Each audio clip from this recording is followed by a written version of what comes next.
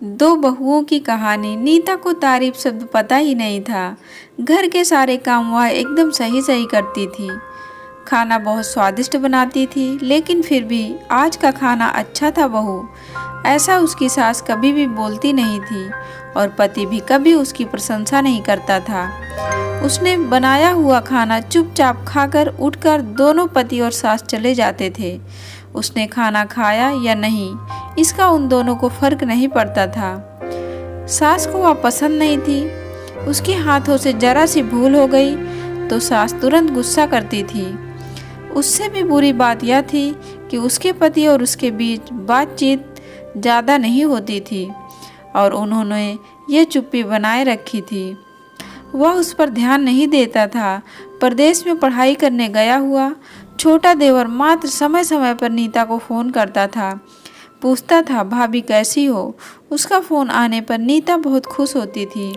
अपना मन हल्का करने का उचित स्थान था नीता का। कुछ ही दिनों में देवर की पढ़ाई खत्म हो गई और वह घर आया। थोड़े समय के भीतर उसे एक अच्छी नौकरी भी मिल गई। नीता को बहुत आनंद हुआ।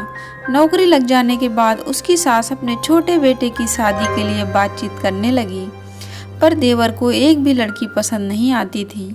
इसने ही बोला होगा उसे मना करने को सोचकर सास नीता को ही दोष दे रही थी।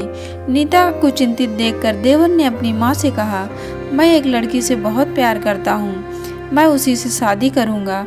उसने जिद की। देवर जी, यह बात पहले बतानी चाहिए थी ना। नीता ने यह बात अपने पति के कान पर डाली। इस बात पर उसने थोड़ी कीट पीट की, लेकिन लड़की देखकर वह भी तैयार हो गया। सवाल बचा सास का, अपने छोटे बेटे का मन कैसे दुखाएगी वह। बाद में उनकी भी हाँ हो गई। नीता को बहुत खुशी हुई। उसे लगा एक अच्छी सहेली आ जाएगी अब साथ देने के लिए, दिल के राज बताने के लिए। पर कैसी होगी छोटी देवरानी, रस बस जाएगी हमारे साथ और इस घर में, या वह एक अलग दुनिया बसाने पर जोर देगी। देवर जी को इस विचार में थोड़ा टेंशन में आ गई नीता। कुछ दिनों के बाद नीता की छोटी देवरानी चौखट लांग कर घर में आ गई। देवरानी ने घर में आते ही सारे घर की जिम्मेदारी अपने हाथों में ले ली। अब सास ने अपनी छोटी बहू की ज़्यादा ही तारीफ करना शुरू कर दिया। उसे माँ जैसा प्यार करने लगी। यह देखकर नीता की आंखों में आंसू आ जाते। वे सोचती, मैं भी तो यही काम करती थी, फिर मेरे साथ ही क्यों ऐसा बर्ताव।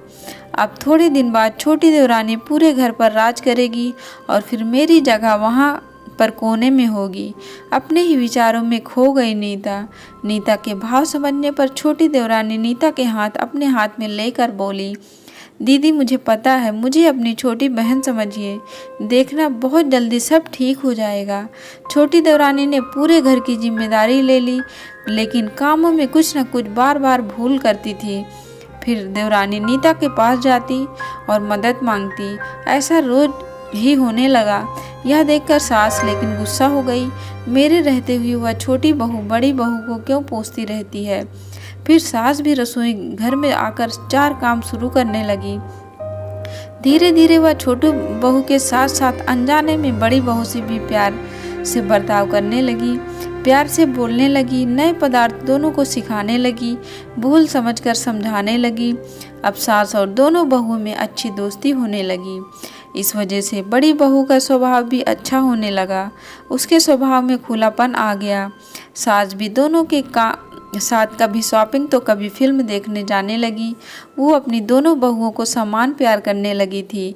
इस वजह से घर का माहौल हंसता खेलता हो गया। इसके अलावा अपने भाई और उसकी पत्नी भी बॉन्डिंग देखकर नीता का पति भी उसके साथ अच्छा व्यवहार करने लगा। यह देख छोटी बहू बहुत खुश हुई। दीदी घर पर पहले आप ही का हक था। ऐसा बोलकर छोटी बहू ने पूरी घर की जिम्मेदारी अपनी जेठानी को दे दी। साल भर में नीता के देवर को अच्छे वेतन और बड़ी पोस्ट पर स्थानांतरित किया गया। अब छोटी देवरानी भी अपने पति के साथ परदेश जाएगी और मैं फिर अकेले रह जाऊंगी। इतना ही नहीं, इतने सालों बाद सास का व्यवहार जो इतने सालों बाद बदल गया था, वह फिर से वही हो गया। तो इस विचार से नीता डर गई। देवरानी की नीता को इतनी आदत हो गई थी कि उसके बिना घर काटने को दौड़ेगा। देवरानी के आ जाने से घर का माहौल बदल गया था। वह थी ही ऐसी खुश मिजाज और ऊर्जावान, जैसा कि नाम से पता चलता है। यहाँ देवरानी की हालत भी कुछ अलग नहीं थी। उसे दुख हुआ कि यदि यहाँ रहना पड़ा तो उसे अपने पति से दूर रहना पड़ेगा। नीता के देवर की जाने की गड़बड़ और देवरानी मात्र टेंशन होने के कारण नीता सोच में पड़ी। अंत में उसने देवरानी को पूछा तो देवरानी ने जवाब दिया कि दीदी, मैं सारा दिन नए स्थान पर अकेली रहूंगी, उससे अच्छा मैं यहीं रहूं। आपके देवर को बोला है मैंने, शनिवार और रविवार की छुट्टियों में आप ही यहाँ आ जाया करें, मैं भी उनके साथ जाया करूँगी बीच बीच में थोड़ा बदलाव के लिए। उस पर वह बोलते ही कि 6 महीनों में वापस यहाँ की बदली कर लूँगा मैं, अपने पति की नकल करके देवरानी बोली और छोटी देवरानी भी हंसने लगी। अपनी आंखों के आंसू पोंछते हुए नीता बोली, छोटी, यह दिन वापस आने का नहीं है, जाओ तुम अपने पति के साथ, उनके साथ भी तो कोई होना चाहिए ना।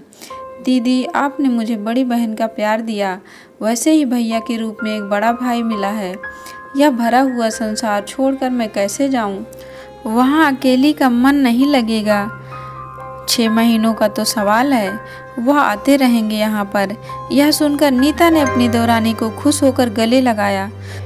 तभी देवरानी नीता को बोली, अपने पति के साथ एक अलग जीवन बनाने में समय नहीं लगता, अपनों में रहकर पति की प्रतीक्षा में ही आनंद है। दोस्तों, 2 अलग अलग घर और ससुराल से आने वाली यह लड़कियां अपने नए घर के लिए सब कुछ करती हैं।